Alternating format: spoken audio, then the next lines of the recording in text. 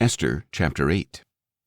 That same day King Xerxes awarded Queen Esther the estate of Haman, the enemy of the Jews, and Mordecai entered the king's presence because Esther had revealed his relation to her.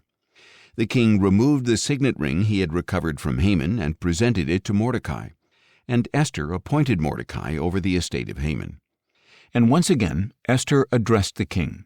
She fell at his feet weeping and begged him to revoke the evil scheme of Haman the Agagite which he had devised against the Jews.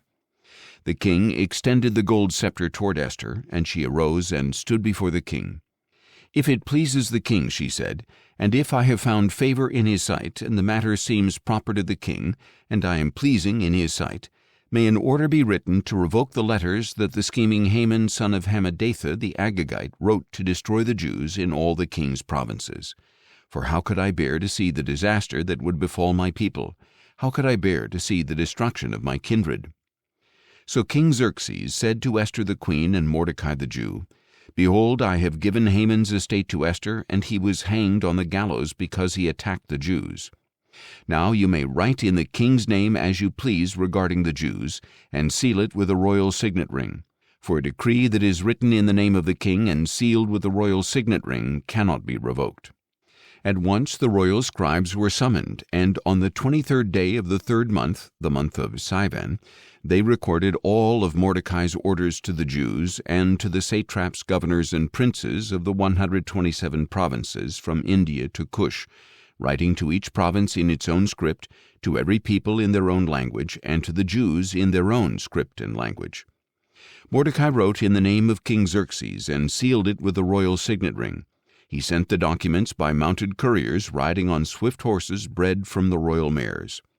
By these letters the king permitted the Jews in each and every city the right to assemble and defend themselves, to destroy, kill, and annihilate all the forces of any people or province hostile to them, including women and children, and to plunder their possessions.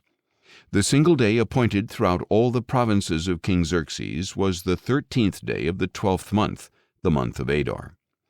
A copy of the text of the edict was to be issued in every province and published to all the people, so that the Jews would be ready on that day to avenge themselves on their enemies.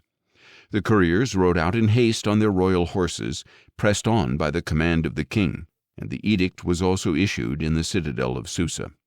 Mordecai went out from the presence of the king in royal garments of blue and white, with a large gold crown and a purple robe of fine linen. And the city of Susa shouted and rejoiced. For the Jews it was a time of light and gladness, of joy and honor. In every province and every city, wherever the king's edict and decree reached, there was joy and gladness among the Jews, with feasting and celebrating. And many of the people of the land themselves became Jews, because the fear of the Jews had fallen upon them.